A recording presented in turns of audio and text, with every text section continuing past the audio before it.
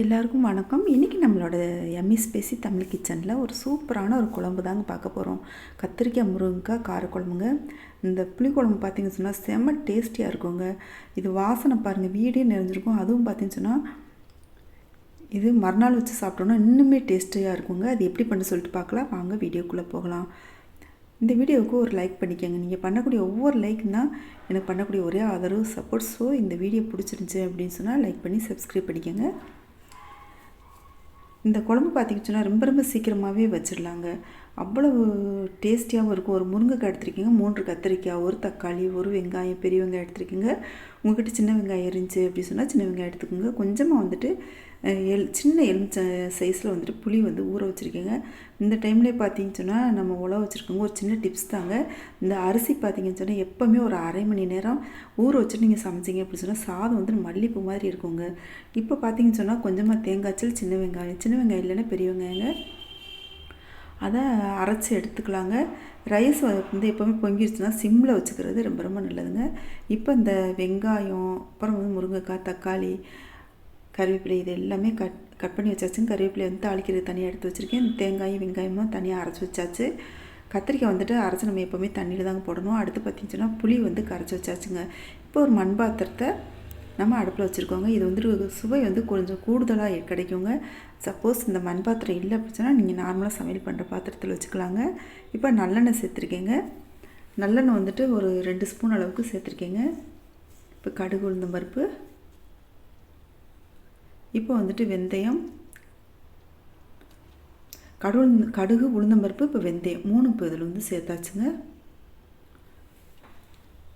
சேர்த்துட்டு இது நல்லா வெடித்து, கடுகு வெடிச்சிட்டு இந்த வெந்தயம்லாம் நல்லா செவந்து வர அளவுக்கு இருக்கட்டுங்க. பார்த்தோம்னாலே தெரியுங்க, அது நல்லா செவந்து வந்த பின்னாடி நம்ம வந்துட்டு மிளகாய் கிள்ளி போட்டுக்கலாம். இதுவும் பார்த்திங்கன்னா கொஞ்சம் கூடுதல் சுவையை கொடுக்கும். இப்போ பார்த்திங்கன்னா வெங்காயத்தை போட்டுக்கலாம். கட் பண்ணி வச்சுருந்தோம் இல்லையா, அந்த வெங்காயத்தையும் சேர்த்துட்டு இதில் நல்லா வதக்கிக்கலாம். இந்த குழம்பு பார்த்திங்கன்னா ஒரு 6 பேர் அளவுக்கு சரியாக வருங்க. இப்போ கத்திரிக்காய் சேர்த்துக்கலாங்க. இந்த கத்திரிக்காயை நல்லா கொஞ்சம் எண்ணெயில் வதக்கி விட்டுட்டோன்னா அதுவுமே கொஞ்சம் டேஸ்ட் ரொம்ப நல்லாயிருக்கும். இந்த குழம்பு வச்சிங்கன்னு சொன்னால் அடிக்கடி செய்ய சொல்லுவாங்க, அந்தளவுக்கு டேஸ்டியாக இருக்குங்க. இப்போ தக்காளியும் நம்ம இதோட சேர்த்துக்கலாம். இந்த கத்திரிக்காய் லைட்டாக வதங்கின பின்னாடி இந்த தக்காளியும் சேர்த்துட்டு அதையும் சேர்த்து வதக்கிக்கலாங்க.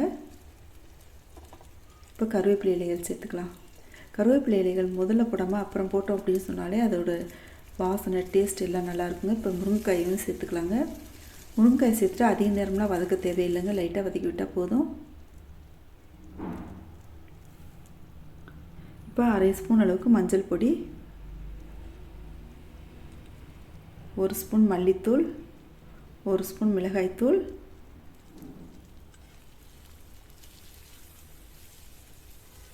இதையும் சேர்த்துட்டு வதக்கி விட்டுக்கலாங்க. எப்போவுமே இந்த மசாலாலாம் வதக்கி விட்டுட்டு நம்ம அந்த எண்ணெயில் லைட்டாக வதக்கி விட்டுட்டு வச்சோம் அப்படின்னு குழம்பு, நம்ம பொரியல், கிரேவி எது பண்ணாலும் சரி கலர்ஃபுல்லாக இருக்கும், அந்த டேஸ்ட்டும் நல்லாயிருக்கும். இப்போ கரைச்சி வச்ச புளி தண்ணி அதோடு சேர்த்துடலாங்க.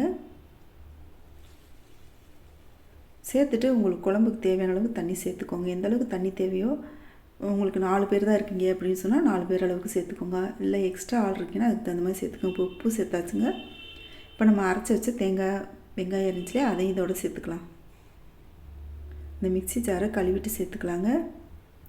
அவ்வளோதான், குழம்பு வந்துட்டு மூடி வச்சிடலாங்க. இப்போ பச்சை மிளகாய் சேர்த்துக்கலாம். குழம்பு கொதிச்ச பின்னாடி இந்த பச்சை மிளகாய் சேர்க்குறது எதுக்காகனா அதோடய வாசனை எல்லாம் இந்த குழம்புல இறங்கி அது ஒரு புதுவிதமான ஒரு சுவையை கொடுக்குங்க பச்சை மிளகாய் சேர்க்குறது. இப்போ பாருங்கள், குழம்பு நல்லா வெந்து வற்றி வந்திருக்கு பாருங்கள். இந்த குழம்பு இறக்க போகும்போது நம்ம ஒன்று செய்ய போகிறோங்க. இப்போ பாருங்கள், கருவேப்பிலை இலைகள் சேர்த்துக்கலாம். கருவேப்பிலை இலைகள் சேர்த்துட்டு 1 ஸ்பூன் அளவுக்கு நல்லெண்ணெய் சேர்த்திங்கன்னு வச்சுக்கோங்க, சான்ஸே இல்லைங்க, டேஸ்ட் வேறு லெவலில் இருக்கும். அதோட கொஞ்சம் வெங்காயம், சின்ன வெங்காயமும் பெரிய வெங்காயம் பொடியை கட் பண்ணி விட்டுட்டு நம்ம அதோடு சேர்த்துட்டு நம்ம ஸ்டவ்வை ஆஃப் பண்ணிக்கலாம். முருங்கைக்காய் குழம்பு ரெடி ஆயிடுச்சுங்க. இந்த பதிவு உங்களுக்கு பிடிச்சிருந்துச்சுன்னா நம்ம சேனல் இது வரைக்கும் சப்ஸ்கிரைப் பண்ணலைன்னா சப்ஸ்கிரைப் பண்ணிக்கோங்க. பெல் ஐக்கானை கிளிக் பண்ணிக்கோங்க. ஃப்ரெண்ட்ஸ் அண்ட் ஃபேமிலிக்கு ஷேர் பண்ணுங்கள், லைக் பண்ணுங்கள், கமெண்ட் பண்ணுங்கள். Thank you so much. Take care. பாய்.